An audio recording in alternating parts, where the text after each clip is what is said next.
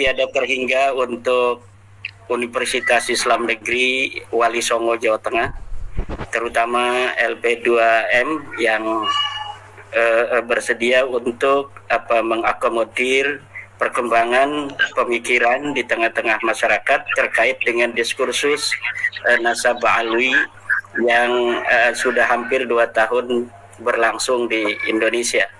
Ini adalah sebuah kado terindah bagi kita semua, di mana sebuah universitas yang sangat ternama di Indonesia dari Universitas Islam akan memberi ruang kepada kami, baik dari kami pihak-pihak yang telah membuat antitesis menurut Dr. Arja tentang Nasabah Alwi, ataupun kepada RA sendiri sebagai yang tergugat, di mana kita mengetahui bahwa di Rabita Alawiyah sendiri mengadakan acara diskusi pada tanggal 7-8 September. Mereka juga mengundang kami dari pihak Rabita Alawiyah, tapi karena memang waktunya sangat berdekatan dengan UIN Wali Songo, dan dengan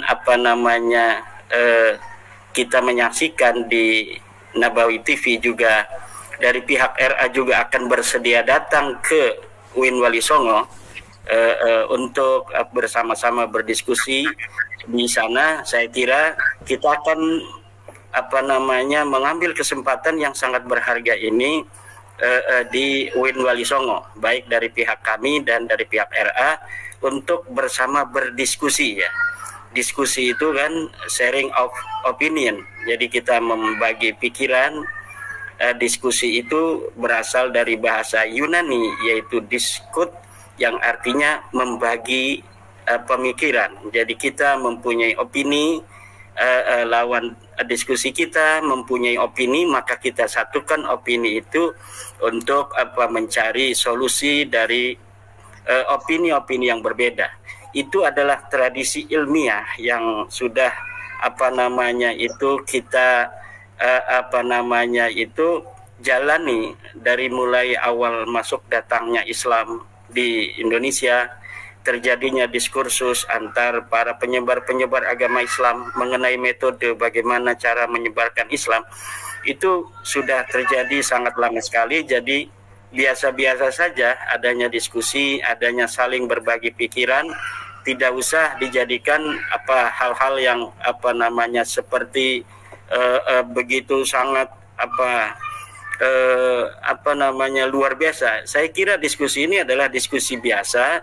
Ada sebuah pemikiran, kemudian ada antitesis pemikiran, ada sebuah sintesa, kemudian ada antitesis di situ, kemudian ada lagi, itu sudah biasa dari sejak dulu. Jadi saya kira apa-apa yang dikhawatirkan tadi oleh berbagai macam pihak tentang keamanan, tentang adanya saling caci mencaci, saya rasa tidak. Karena apa? Karena kita mengetahui bahwa yang akan menjadi tempat kita berdiskusi ini adalah sebuah tempat akademis, tempat ilmiah, yang biasa nilai-nilai ilmiah itu dikembangkan di sana. Dan yang kedua, yang akan berbicara juga adalah para akademisi, para orang-orang yang pernah juga mengenyam bangku kuliah.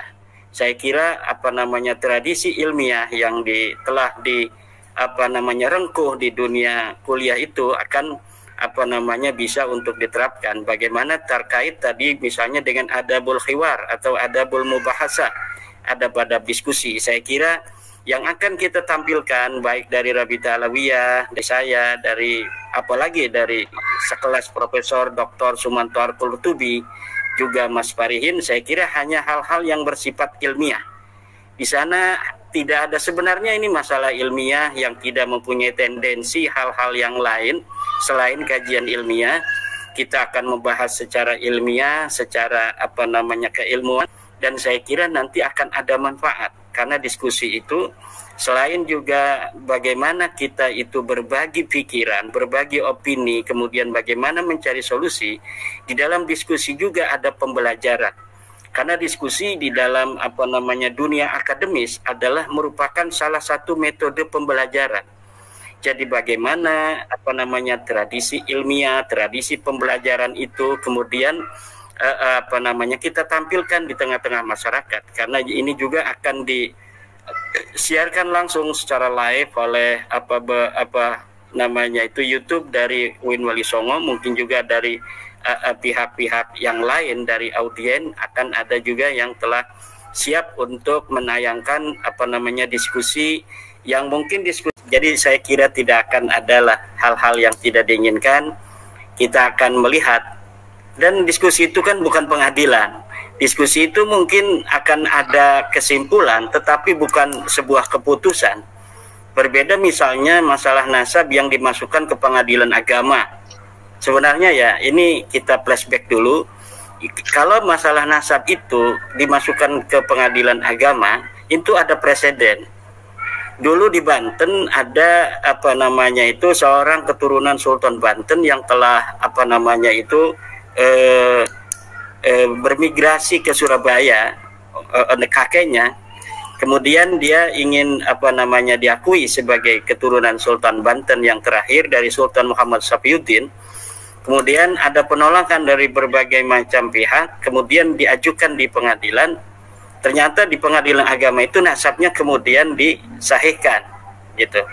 Nah, jadi ini ada preseden itu. Jadi apabila masuk dunia pengadilan, misalnya pengadilan agama mengenai nasab itu sebenarnya bisa juga.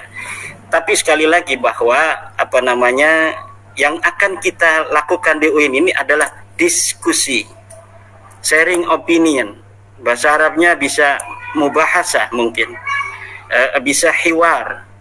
Bagaimana adabul mubahasah, bagaimana adabul hiwar yang akan kita tampilkan, itu melambangkan dari personal masing-masing orang-orang yang akan menjadi pembicara atau pihak-pihak penanya. Dan saya kira insya Allah, karena ini ada keramat Wali Songo, kita harus juga jangan lupa bahwa universitas yang akan menjadi tempat bermubahasa ini, tempat berdialog adalah Universitas Islam Negeri Wali Songo. Tentunya universitas yang namanya saja Wali Songo itu adabnya adalah adab Wali Songo, adab yang tasamuh, adab yang tawasud, adab yang i'tidal seperti Nahdlatul Ulama. Nahdlatul Ulama sebagai pewaris daripada ajaran Wali Songo telah mampu membuktikan bagaimana Nahdlatul Ulama berkiprah di tengah-tengah dunia ini dalam level nasional maupun internasional dengan membawa semangat ajaran-ajaran Wali Songo yang kemudian dilembagakan di dalam Nahdlatul Ulama. Jadi Nahdlatul Ulama adalah merupakan pelembagaan daripada ajaran-ajaran tasamuh dan tawasud i'tidalnya Wali Songo itu. Nah, di sini juga akan ada getaran karomah daripada Wali Songo, sesuatu yang ditakutkan itu dari berbagai macam pihak, mungkin dari Kapolda, dari Polres, bahwa ini akan terjadi hal-hal yang ditakutkan kurang baik. Saya kira dengan karomah Wali Songo bijahihim, insya Allah ini akan berjalan baik-baik saja. Toh yang menjadi titik tekan adalah masalah sejarah. Sejarah, bagaimana sejarah itu mempunyai sub-sub daripada materi-materi sejarah, diantaranya adalah nasab.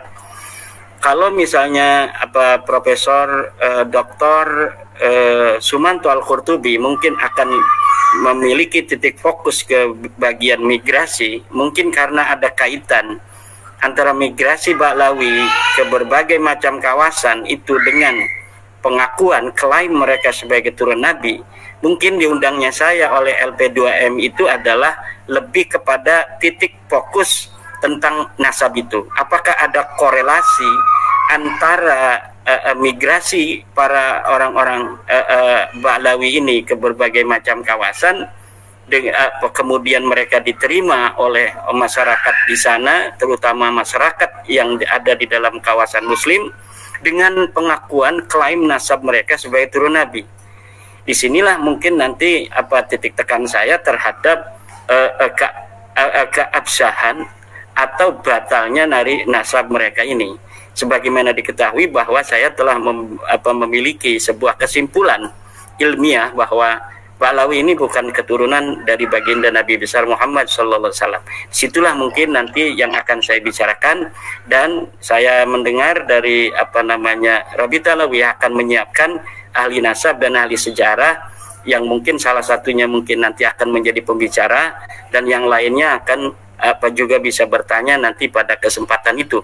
Di sanalah akan terjadi keindahan diskusi untuk bagaimana tesis dan antitesis itu kemudian akan menjadi sintesa, bagaimana solusinya jika misalnya ada, atau bagaimana sikap-sikap. Ya minimal kan sikap-sikap daripada orang setelah mengetahui daripada dalil-dalil masing-masing. Karena memang sebenarnya masalah nasab itu kan masalah pribadi orang dengan sejarah leluhurnya. Apakah orang mau percaya saya keturunan Gajah Mada ataukah tidak, itu kan sebenarnya tidak ada kaitan apa-apa dengan orang lain.